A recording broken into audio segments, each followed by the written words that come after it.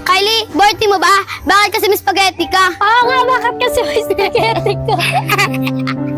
Jackie, anong spaghetti? Wala naman akong spaghetti. Jackie. Tsaka di ko naman birthday. Nakawin na ng mga bata.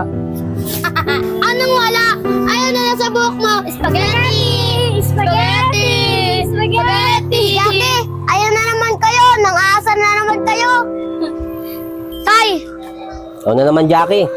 Nangaasar ka naman ng mga bata. Tulad ni Dagol, nung isang araw, nagsumbong sa akin.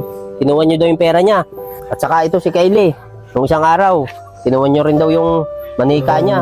Kaya nag-iiyak siya. Saka Jackie, Yeye, bakit niyo ba ginagawa yan? Tay, hindi po.